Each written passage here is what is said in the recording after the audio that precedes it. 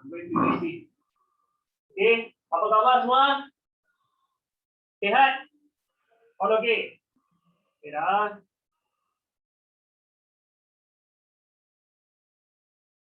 Yes, saya baik guys. I'm fine. I'm fine. Thank you for asking. You know today's case, right? 6,080 something, 6,085, right? And 59 death, you know. 59 orang dah mati dah. Please stay inside, stay safe, students.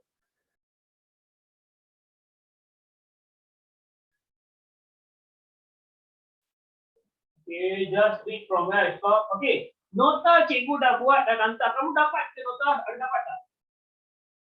Did you receive any notes? Got no ah. Dapat tak?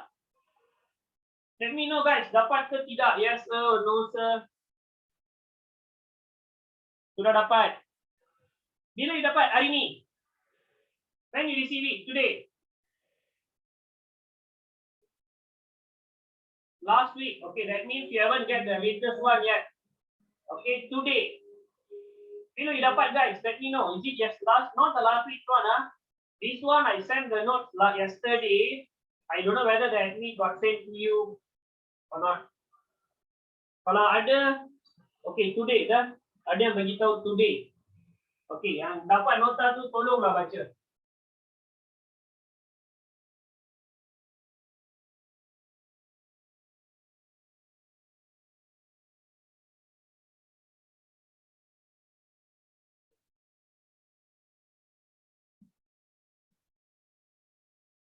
So student, before we start our class, any questions so far?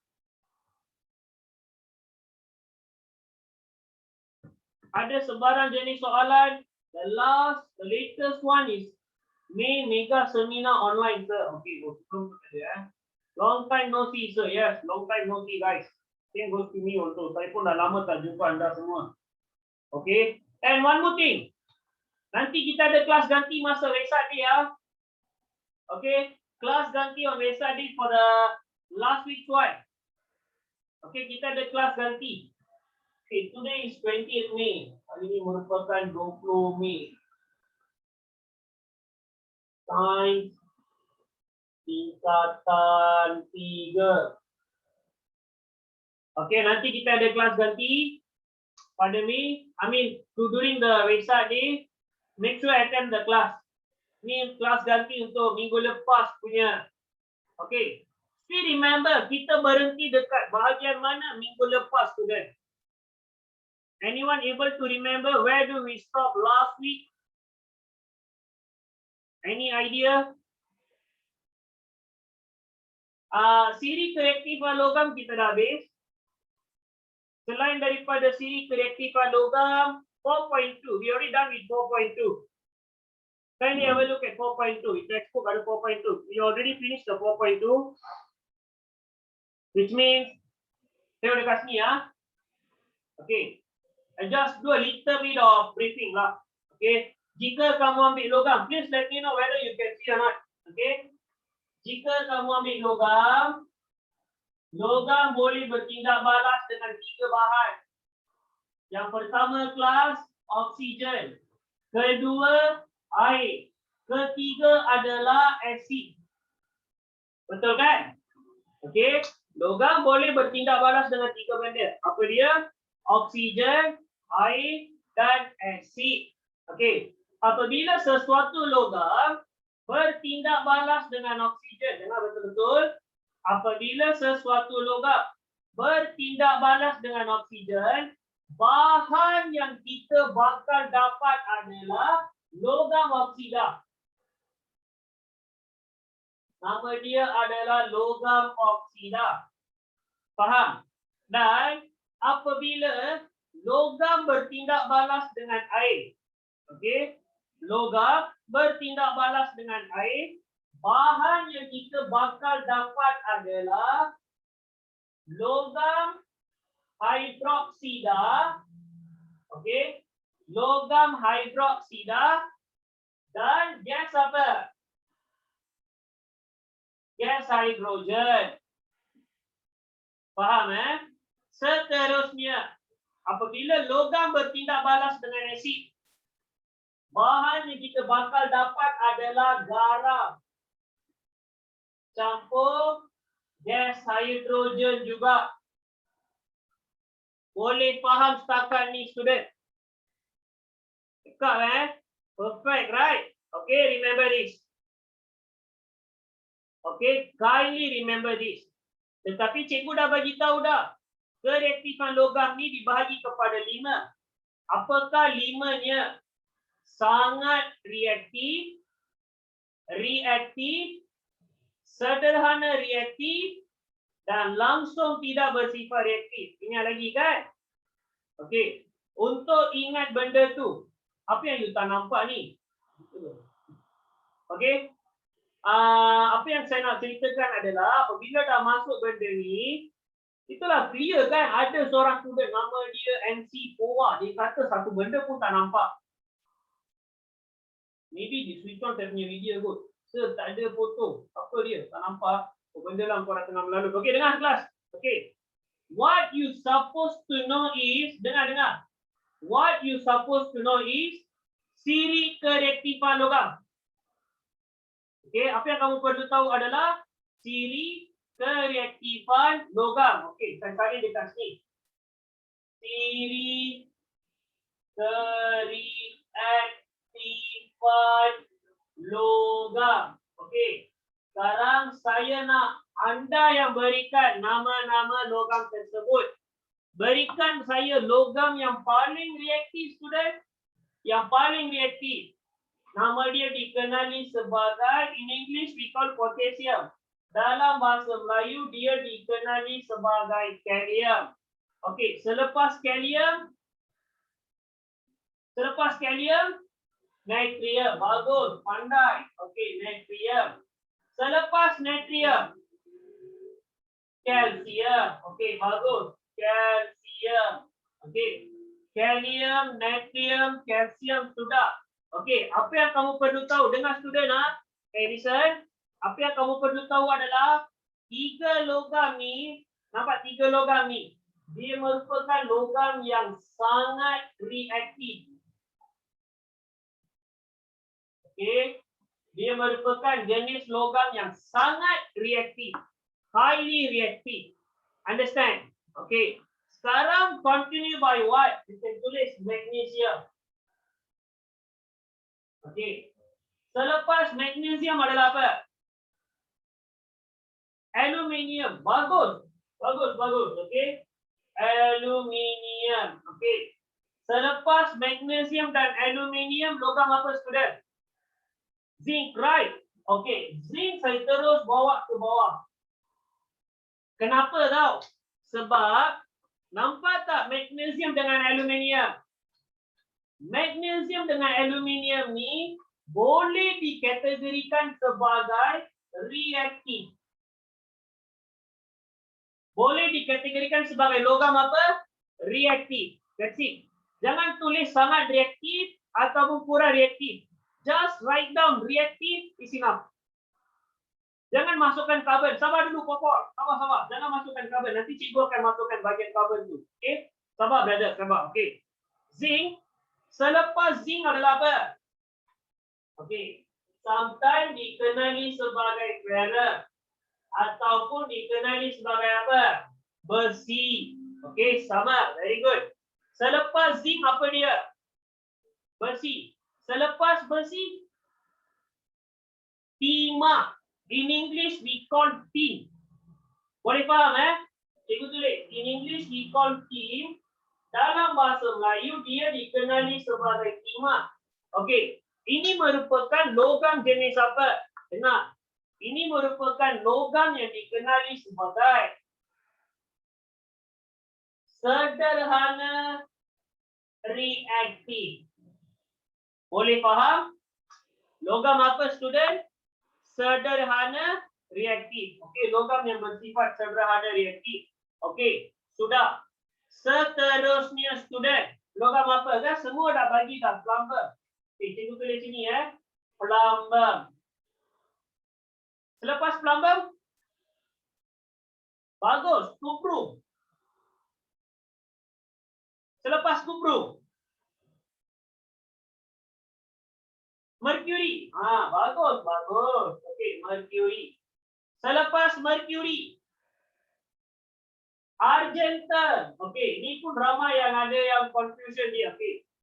Argentum ataupun dikenali sebagai perak. Argentum, perak sama. Selepas argentum dan perak adalah apa kelas? Emas. Okey. Sometimes dikenali sebagai emas, sometimes juga dikenali sebagai aurum. Dengar dua-duanya adalah sama. Emas ataupun apa student? Aurum. Dan paling terakhir adalah apa student? Selepas aurum, ada lagi satu logam. Dia tu dikenali sebagai white gold. Logam apa tu? Logam apa yang dikenali sebagai white gold, guys? Start daripada perkataan P. Platinum. Siapa tu? Navation. Give me the right answer. Arun also give me the right answer. Jawapan dia adalah platinum. Okey. Ini merupakan logam-logam jenis apa? Ini merupakan logam-logam jenis tidak reaktif. Okey. Kenapa cikgu ajar benda ni? Ada apa orang kata there is a meaning behind this. Student ada tanya soalan, cikgu, zinc adalah reaktif atau sederhana reaktif? Zinc sederhana reaktif, murid. Tahu kenapa cikgu kata zinc adalah sederhana reaktif? Tadi Popol ada bagi tahu suatu unsur. Apakah nama unsur yang diberikan oleh Popol? Dia kata apa tu? Karbon. Ingat kan? So, dekat manakah kedudukan karbon? Inilah merupakan kedudukan karbon. Betul ke salah student? You beritahu saya. Is it right or wrong? Betul kan? Betul kan? Okey. Dan ada lagi satu, hidrogen. Hidrogen ada dekat mana tahu? Nampak? Di antara zinc dengan ferrous. Di tengah-tengah tu ada hidrogen. Okey, nanti cikgu bagi tahu pasal hidrogen. Silver ialah reaktif atau bukan reaktif? Silver bukan reaktif. Silver boleh karat ke? Awak pernah jumpa silver karat ke? Silver takkan karat. Tidak mudah untuk berkarat. Okey. Kenapa saya bagi tahu benda ni? Dengar. Okey, kenapa tahu? Sebab kita nak masuk dekat bahagian pengekstraktan logam. Apa itu bahagian pengekstraktan logam? Dengar. Ni. Semua logam-logam ni, okey, nampak kan? Nampak tak semua logam ni? Dia memang wujud sebagai, dengar student, dia wujud sebagai unsur semula jadi. Boleh faham student? Okey, dan Tanuja dah bagi tahu jawapan dia dah. Semua logam-logam ni dia wujud sebagai unsur semula jadi. Bermaksud dia tidak bereaktif atau dia tidak bergabung menjadi sebatian logam. Dia memang wujud secara unsur. Secara semula jadi memang dalam bentuk unsur. Dia tidak bertindak balas dengan bahagian-bahagian atau unsur-unsur lain menjadi sebatian. Boleh faham? So memang kamu akan dapat seperti in original state. Tetapi murid-murid, dengar. Tetapi student, semua benda yang kita nampak dekat sini, yang ini semua, dia wujud dalam bentuk apa student? Dia wujud dalam bentuk apa? Sebatian. Bagus. Dia wujud dalam bentuk sebatian. Okey, dia wujud dalam bentuk sebatian. Sekarang, walaupun dia wujud dalam bentuk sebatian, kita kena menggunakan dua cara kimia untuk cerakimkan atau keluarkan logam daripada sebatiannya. Siapa ingat dua cara kimia tersebut? You can give me in the chat. Berikan saya nama dua cara kimia tersebut. Very good, Arun. I give you very big round of applause to student named Arun. Dia bagi tahu jawapan yang tepat. Satu elektrolisis dan lagi satu adalah penurunan karbon. Soalan saya, logam mana yang boleh dikeluarkan dengan elektrolisis dan mana satu penurunan karbon? Sangat senang. Macam mana nak tahu student?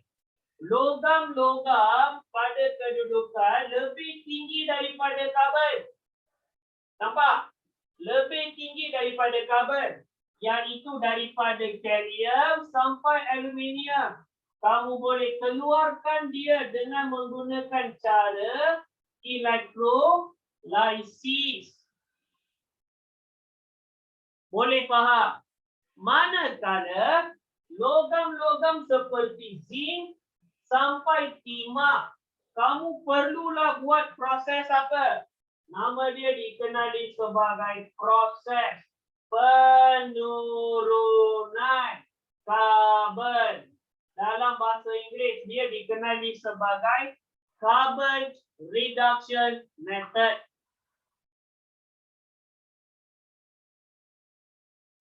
Ada faham student? Penurunan hidrogen 4 ada brother. Bagi saya habiskan yang ni dulu, nanti saya akan masuk dekat penurunan hidrogen. Setakat ni boleh faham student? Ada soalan ke? Ada soalan boleh tanya. Saya baca soalan kamu dan saya jawab soalan-soalannya student. Tolong tanya jika anda mempunyai soalan. Tiada soalan. Tak ada soalan. Oh, tak ada soalan. Tak ada soalan juga. Anda benar-benar faham apa yang cikgu cuba sampaikan dekat sini Faham, clear? Boleh faham kan? Okey. Jadi dengar. Daripada kalium sampai tin, dia dalam bentuk sebatian. Manakala daripada plumbum sampai platinum, walaupun plumbum dia masih lagi bertindak barang dengan oksigen, but yet kita masukkan dekat bahagian tidak reaktif. Tapi yang dua-dua ni langsung tidak bersifat reaktif. Maka dia memang wujud sebagai apa? Okey, sebagai unsur. Okey. Kalau setakat ni kamu boleh faham, boleh ingat, kita masuk secara detail lagi. Iaitu elektrolisis dan juga penurunan karbon. Boleh faham? Okey. Sekarang dalam penggunaan elektrolisis, saya rasa dalam buku teks kamu pun ada elektrolisis. Ada kan? Contohnya anode, cathode. Okey. Lepas tu dia akan letak apa? Cikgu, kenapa merkuri tidak reaktif? Sebab merkuri kan berada di kedudukan bawah. Semakin bawah kedudukan sesuatu logam, semakin kurang reaktiflah logam tersebut. Okey. Semakin bawah kedudukan dia, maka dia semakin kurang reaktif. Saya rasa saya jawab soalan kamu Sebab dia tu tengok merkuri. Lepas merkuri dekat-dekat dengan emas tau. Sangat dekat. Jadi tengok, kalau emas tak berkarat, suatu logam yang sangat dekat dengan merkuri pun, sangat dengan emas pun dia takkan karat. Tidak mudah untuk karat. Tapi satu benda yang bezakan merkuri dengan logam-logam lain adalah merkuri wujud dalam bentuk cecair dalam suhu bilik. Boleh faham? Merkuri dia wujud dalam bentuk cecair pada suhu bilik. Okey, sudah. Sekarang bahagian elektrolisis. Okey, jika kamu ambil bahagian elektrolisis, okey, I don't know whether dia letak dalam buku ke tidak. Okey, bahagian elektrolisis ni, saya rasa anda dah baca bahagian elektrolisis semasa tingkatan 2 bab 5. Ada kan? Elektrolisis air. Ingat lagi tak? Elektrolisis air. Dia sama seperti itu juga. Dalam nota yang cikgu bagi tu, cikgu dah hantar nota tu, nanti kamu akan dapat nota tersebut. Kalau tak silap saya, dalam nota tersebut cikgu dah masukkan bahagian elektrolisis. Okey. Cikgu bagi satu contoh lah. Okey, cikgu bagi satu contoh nak ingat. Ambillah aluminium. Nampak aluminium? Can see aluminium okey. Apabila cikgu guna dekat sini boleh nampak cikgu guna ruang ni. Okay. Apabila logam aluminium. Okey. Apabila logam aluminium bertindak balas dengan gas oksigen, apakah produk yang kita akan dapat? Apa nama bahan dia, kelas? Aluminium bertindak balas dengan oksigen. Maka bahan dia adalah apa? Aluminium oksida. Okey, semua bagi tahu aluminium oksida. Aluminium oksida. Aluminium oksida ni adalah sejenis sebatian. Faham kan? Very good, Popol. Ataupun dikenali sebagai bauksit. Ataupun daripada you katakan bauksit, ada lagi satu nama dia, alumina. Lagi tepat. Daripada digunakan perkataan bauksit, you boleh gunakan perkataan alumina. Sebab dalam bauksit tu masih lagi ada besi. Tetapi jika aluminium oksida saja, kita gunakan perkataan what we call aluminium, alumina. Jadi kelas, dengar. So beginilah dia akan buat. You will have a setup like this. Okay. So dalam dia ni akan ada dua elektron. Boleh nampak tak student? Student nampak tak? Okay, dalam ni ada dua elektron. Satu merupakan bercas positif dan lagi satu merupakan cas apa? Negatif. Macam mana nak tahu siapa positif, siapa negatif? Kalau mempunyai satu garisan yang panjang, dia positif. Kalau dia punya satu garisan yang pendek, dia negatif. Kamu pernah jumpa benda ni dekat mana? Dekat mana kamu pernah jumpa benda ni, kelas? Let me know. Battery. Okay, then I'll show to you. I don't know whether you can see or not. Nampak tak ada plus? Can you see got plus? Okay. And then, can you see this is the minus? Okay. Sama juga dekat sini. Ada plus, ada minus. Okay. Kenapa ada plus, kenapa ada minus? Baru akan ada electricity. Baru akan ada tenaga elektrik. Jadi kelas, saya nak kamu ingat benda lagi satu. Dengar betul-betul. Aluminium. Aluminium. Logam ke bukan logam? Aluminium. Logam ke bukan logam? Logam. Disebabkan aluminium adalah logam. Ingat tau. Disebabkan aluminium adalah logam. Semua logam bercas positif. Semua logam bercas apa, student? Positif. Okey, saya tulis betul-betul. Okey, aluminium. Semua aluminium bercas positif. Popol, ada faham Popol? Please let me know, Popol. Say yes or no. Okey, faham. Okey. Ada oksigen. Oksigen ni logam ke bukan logam, student? Oksigen bukan logam. Jadi ingat, semua bukan logam, dia bercas apa? Negatif. Faham? Semua logam cas apa? Positif. Semua bukan logam cas apa? Negatif. Okey, dengar. Sekarang di dalam bekas ini saya masukkan aluminium oksida. Nampak benda ni? Nampak kan? Okey. Saya masukkan dia.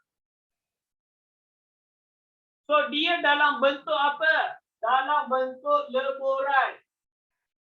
Kamu tahu kan apa maksud leburan? aluminium oksida tu saya panaskan dengan kuat sampai dia menjadi leburan. Boleh faham kan? Apabila dia menjadi leburan, saya pun mengaktifkan elektrolisis. Apabila saya mengaktifkan elektrolisis, aluminium charge apa kelas? Positif. Jika aluminium macam lawa kan, yes, popol macam lawa. Okey. Apabila aluminium charge positif, dia akan tertarik kepada siapa?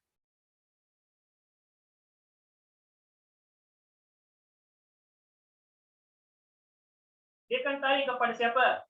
Positif ke negatif? Aluminium positif. Aluminium positif. Dia akan tarik kepada siapa? Positif ke negatif? Dia akan tarik kepada negatif. So, dekat sini kamu akan nampak ada gumpalan logam. Boleh faham, student? Dan gumpalan logam tu adalah apa? Aluminium. Faham Gumpalan logam tu adalah apa? Aluminium. Kamu akan nampak dia seperti berwarna silver. Aluminium lah tu. Okey. Sekarang tinggal siapa? Oksigen kan? Oksigen charge apa kelas? Negatif. Oksigen negatif dia akan tarik kepada siapa? Positif. So dekat sini kamu akan nampak ada gelembung-gelembung gas. Jadi gelembung gas tu adalah apa? Oksigen. Boleh faham setakat ni, student? Yang ini nampak kan? You can see this one or not? Ada kan dua benda ni? Dia dikenali sebagai elektron. Salib. Nama dia dikenali sebagai elektron. Apa nama dia? Elektron. Proses apa? Elektrolisis. Maka bukan saja aluminium. Semua logam di atas aluminium ni kita akan gunakan proses yang sama. Inilah nama dia elektrolisis. Cikgu, kenapa rubidium sisium tiada dalam diri? Saya boleh masukkan. Kamu boleh ingat ke? Saya boleh masukkan 20 logam. Kamu boleh ingat ke? Itulah soalan dia. I can put 20 metal. My question is, you can remember all the 20 metal accordingly? Can remember? You read. Cannot mean remember this. Boleh faham? Setakat ini cukup. Okey? Jadi dengar. Magnesium, kalsium, natrium, kalium, semua benda ni dia gunakan elektrolisis. Inilah kelas. Okey, lukis gambar raja dia. Okey. Cikgu nak bagi tahu lagi satu, dengar. Elektrod, nampak kan elektrod charge positif. Okey. Elektrod charge positif ni dia dikenali sebagai anode. Salih. Elektrod yang charge positif dikenali sebagai apa, student? Anode. Elektrod yang bercharge negatif, nampak kan negatif? Dia dikenali sebagai cathode.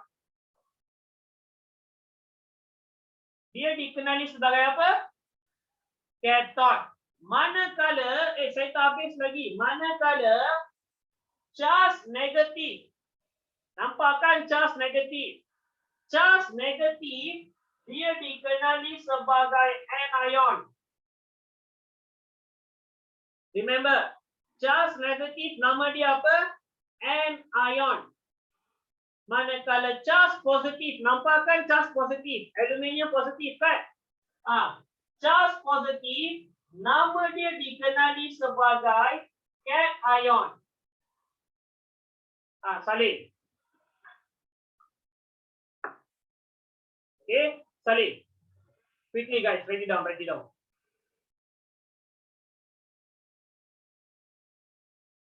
Okay, write it down quickly.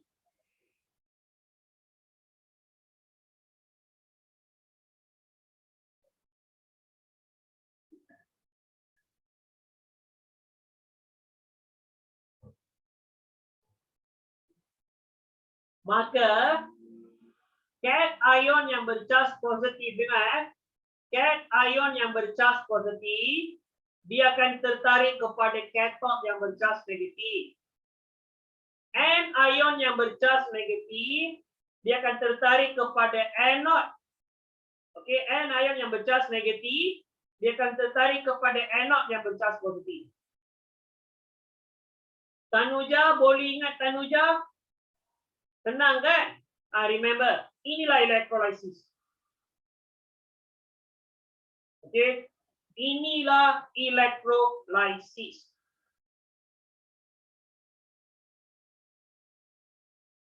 Ada sebarang jenis persoalan? Ada soalan boleh tanya student. Kalau tak, I just move a bit, you can take a picture of it. Okay? I just move, take a screenshot ke apa ke quickly student. Sebab saya nak padam, saya nak pergi kepada bahagian-bahagian lain.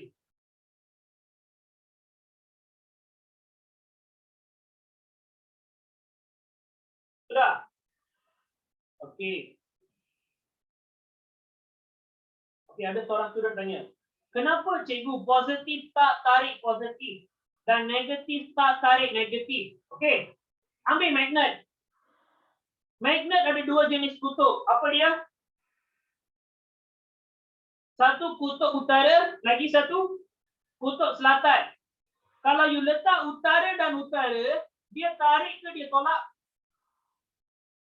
Adakah dia attract ataupun dia repel? Dia tolak kan? Exactly the same for the charge. Negative ke negative, they won't get attracted. So the charges must be different. Kalau you letak magnet kutub utara dan selatan, apa yang berlaku student? Magnet berkutub utara dan magnet berkutub selatan. Tarik kan? Begitulah dengan charge. Negatif dan positif. Tarik. Simple logic chemistry. Faham? Apa yang kamu belajar sekarang ni, nanti you masuk form 4, subjek kimia. Let's say lah student yang ada di subjek kimia, kamu akan belajar benda ni dengan lebih detail. And trust me, chemistry is really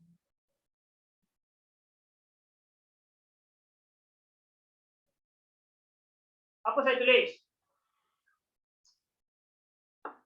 Chemistry is really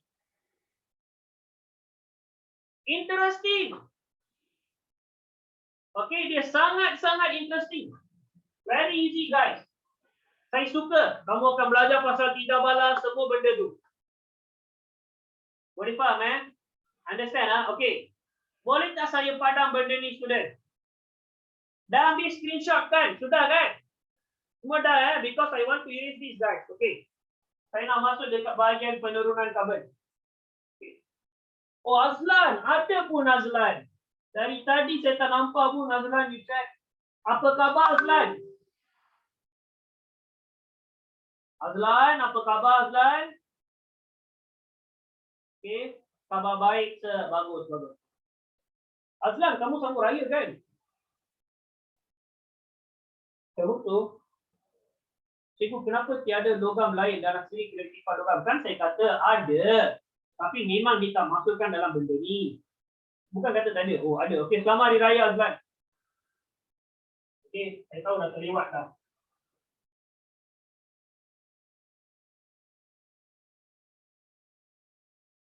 Okey, selamat Hari Raya. Terima kasih cikgu. Sir, sebelah negatif. Something start with A. I cannot see. Which one? Ni, anion. Anion. A-N-I-O-N. Anion nama dia. A-N-I-O-N. Anion. This negative, right? Are you asking this one or this one, right? Itu nama dia anion. Welcome. Maaflah student. Whiteboard saya kecil. Saya nak tulis banyak benda. Tulisan saya ni besar-besar macam hati saya. Pasal itulah kelas. Okey. Kalau dekat sekolah tak apalah. Whiteboard pun besar, tulisan saya pun besar, kamu pun boleh nampak.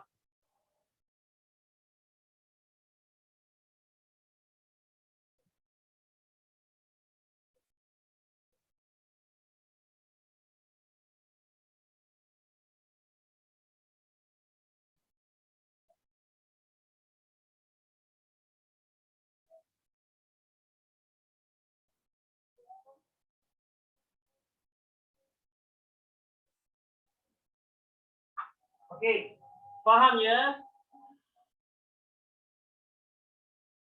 Okey, can understand right? Okey. Sekarang kelas, kita nak masuk dekat apa tahu? Kedudukan karbon dalam siri kereaktifan logam. Dengar? Kita dah belajar elektrolisis, lepas tu kedudukan karbon, and then the last one, apa yang Popol tanya pasal hidrogen. Okey? Saya akan ceritakan pasal hidrogen. Okey, kedudukan karbon dalam siri kereaktifan logam. Karbon. Apa yang special about carbon, student?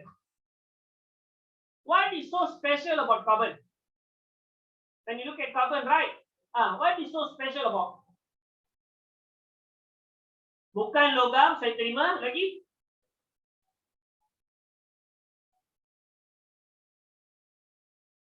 Bukan logam, itu je.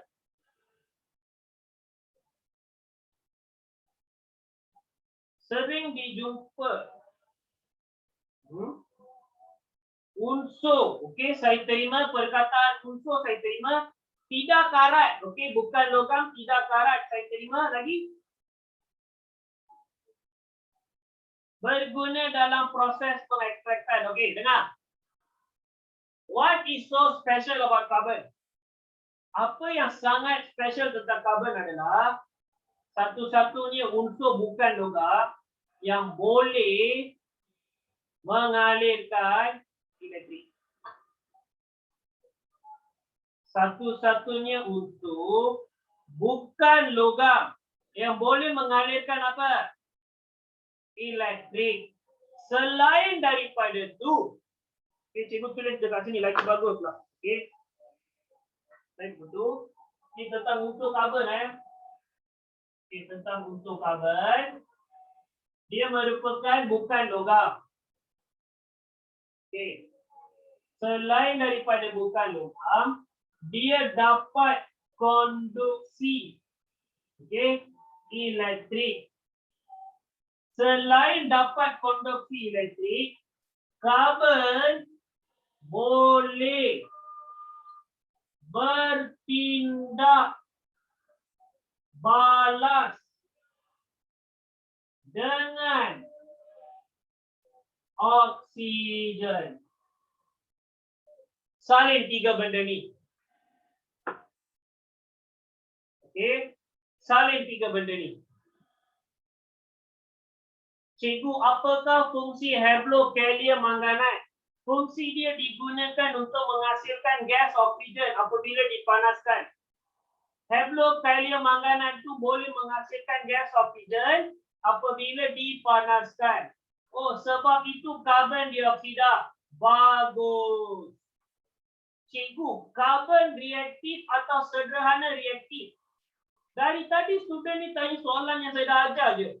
Tadi kamu nampak tak siri kereaktifan logam? Nampak kan?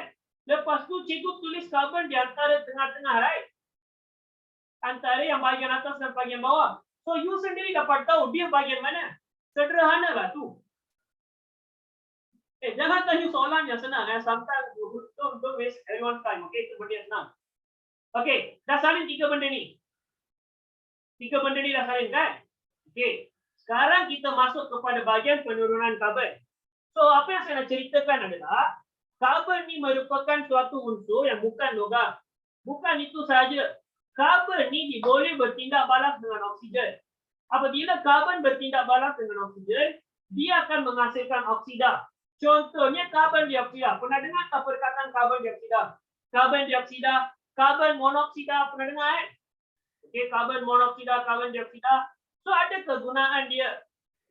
Jadi student, ambillah satu contoh. I give you one example. Contoh yang paling senang. You know what they do first? Mereka akan mengambil arang. Arang means carbon. Okay. Karbon ni akan dipanaskan. Okay. Back to the basic question. Pemanasan. Pemanasan memerlukan gas apa, student? Pemanasan memerlukan gas apa? Hidrogen. Oksigen. Mana dia dapat hidrogen? You panaskan hidrogen nanti dia meletup tau. Jangan panaskan hidrogen. You panaskan hidrogen, itu Deepawali nama dia. Terus meletup, terus jumpa Tuhan. Okey. Dengar. Oksigen. Apabila karbon dipanaskan dengan oksigen, dengar student. Apabila karbon dipanaskan dengan oksigen, oksigen dipanaskan dengan slow je, jangan panaskan dengan apa? Dengan banyak, okey? Kamu akan dapat satu oksida logam ataupun oksida karbon. Lebih senang dikenali sebagai, dengar lebih senang dikenali sebagai bukan karbon dioksida. Kamu akan dapat karbon monoksida. Kenapa? Sebab kamu menggunakan oksigen dengan sederhana. Kamu tak panaskan dia dengan kuat. Apa yang kamu dapat kelas? Karbon monoksida. Nampak kan? Okey. Sekarang berdasarkan dengan siri kereaktifan logam, logam apa yang kurang reaktif daripada karbon? Cepat bagi saya satu. Zinc. Semua bagi zinc dan besi. Okey? Semua bagi zinc dan besi. Dengar. Cikgu tulis. Cikgu tulis dua-dua pun. Apa saya nak tulis? Saya nak tulis zinc oksida. Dan juga saya nak tulis besi oksida. Okay. Apa saya nak buat? Zinc oksida dan besi oksida ni, saya akan jadikan dia seperti apa? Serbuk. Boleh faham? Dan serbuk zinc oksida dan juga besi oksida, saya akan panaskan dengan kuat. Sekarang, cikgu guna perkataan kuat. Tadi cikgu guna perkataan apa? Sederhana. Sekarang saya guna perkataan kuat. Saya akan panaskan dengan apa? Dengan karbon monoksida. Apabila saya panaskan dengan kuat, kamu nampak tak ada oksida ni? Nampak kan? Oksida ni terus akan bertindak balas dengan siapa? Karbon monoksida. Maka dia akan menjadi sebagai karbon dioksida. So tinggalnya siapa?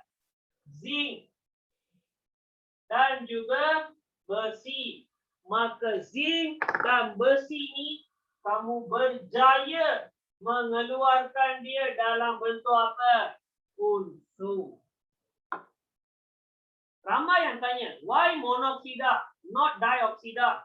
Saya kata menggunakan oksigen yang sederhana. Ataupun oksigen yang terhad. Jika kamu panaskan karbon dengan oksigen yang sederhana ataupun terhad, dia akan tukar menjadi karbon monoksida. Limited, yes, limited. Okay, dia akan tukar menjadi karbon monoksida.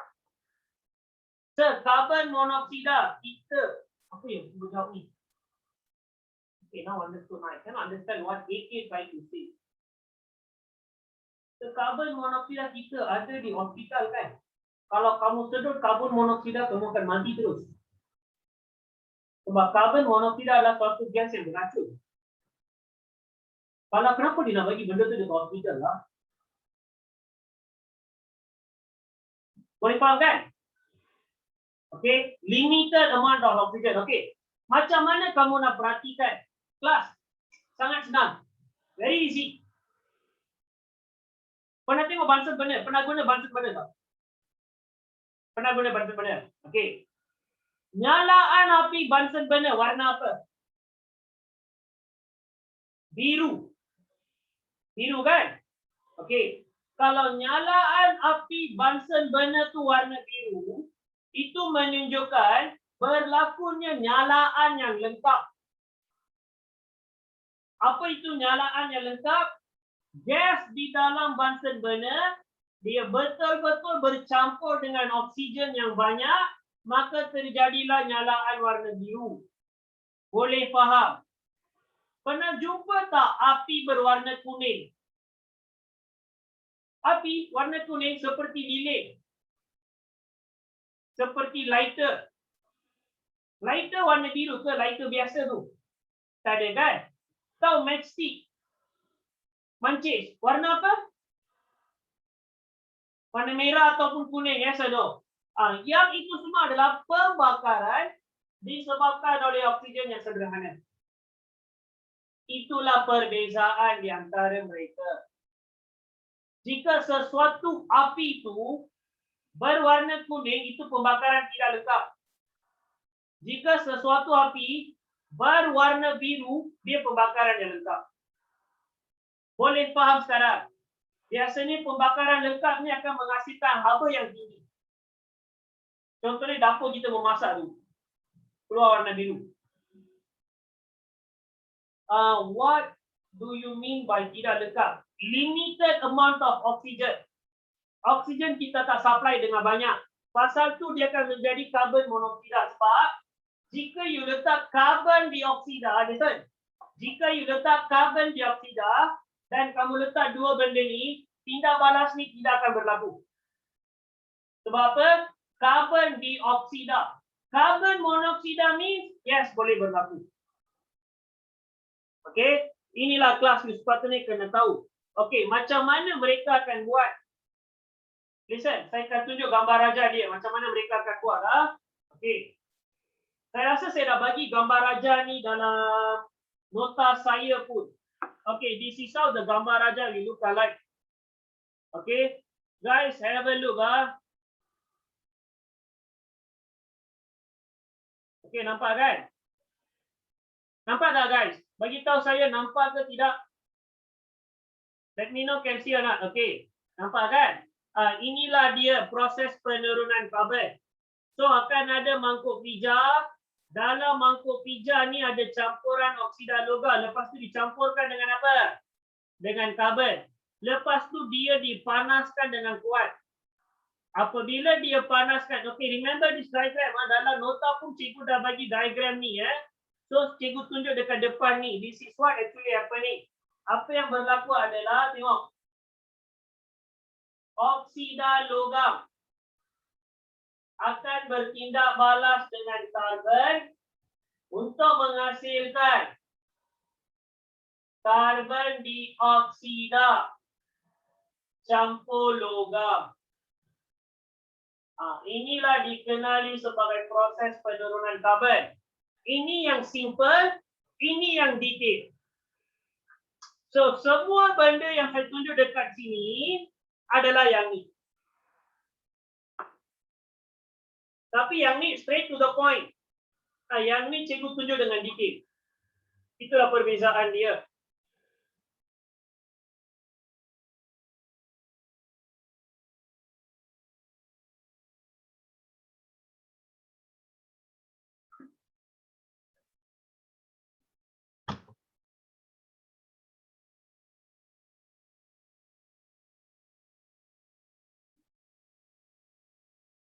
Ada sebarang jenis persoalan? Anda boleh tanya student.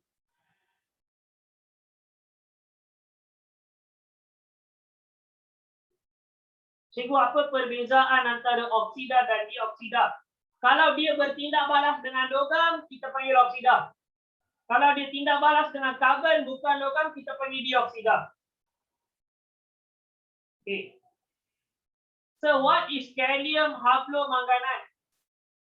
Gallium haplomanganat merupakan sejenis bahan kimia yang digunakan untuk menghasilkan gas oksigen apabila dipanaskan. Apabila you panaskan gallium haplomanganat, dia akan menghasilkan gas oksigen. Boleh faham So how do we filter carbon dioxide? You cannot filter carbon dioxide. Apabila you inhale ataupun exhale, apabila kamu sedut dia akan masuk, tapi dia tak boleh masuk dalam sistem kita lah. Akan mengambil oksigen sahaja. Sulfur dioksida. Sulfur dioksida merupakan suatu gas yang beresid yang dihasilkan selepas proses pembakaran bahan api fosil.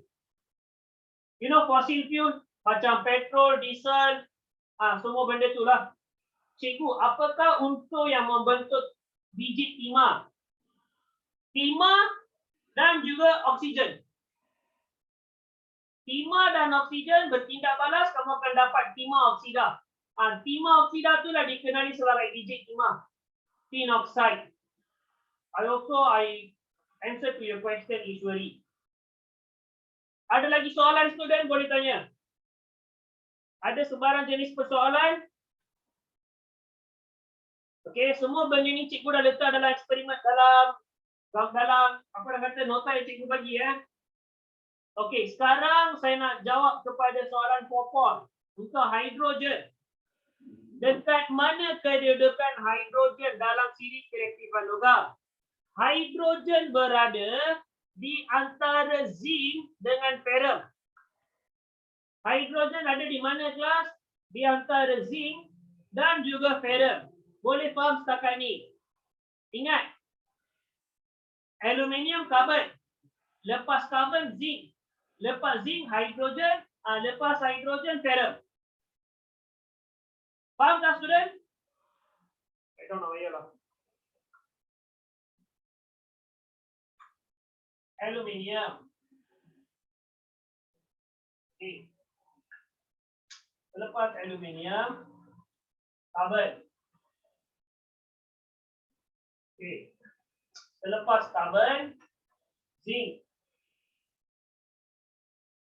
Okay. Selepas zinc, hidrogen. Selepas hidrogen, ferrum ataupun besi. Ada faham? Sorry. Okey. Sekarang dengar. Siri kereaktifan hidrogen ni kamu boleh menentukan dia dengan mengalirkan gas hidrogen yang kering, dengar, gas hidrogen yang kering ke atas oksida logam yang panas. Apa itu oksida logam yang panas? Ni apa ni? Apa ni? Apa sih tunjuk ni? Ni apa ni? What is this? Besi kan? Apabila besi bertindak balas dengan oksigen, apa kamu akan dapat? Besi bertindak balas dengan oksigen. Besi oksida. Bagus. Popol, ni saya tengah jawab soalan kamu ni, Popol. Besi oksida. Sekarang, besi oksida ni saya panaskan. Saya panaskan dengan kuat. Lepas tu saya alirkan dengan gas apa? Gas apa? Hidrogen. Apa yang akan berlaku adalah, nampak tak oksida?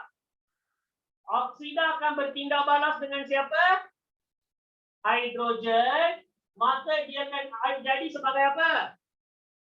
Sebagai air. Dan siapa yang tinggal dekat situ kelas? Besi. Yang wujud dalam bentuk apa? Unsur. Saya dah jawab soalan kamu, Popol. Bagi tahu Popol, faham ke tidak? Let me know, understand or not? Mana dia pergi? Tadi dia yang berkobar-kobar tanya soalan. Okay. Tadi ditanya macam-macam soalan student, mana dia? Boleh faham kan? Okay. Boleh faham kan student?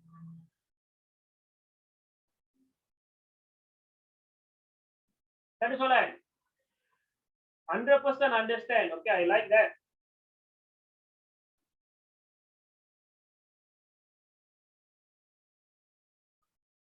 Okay.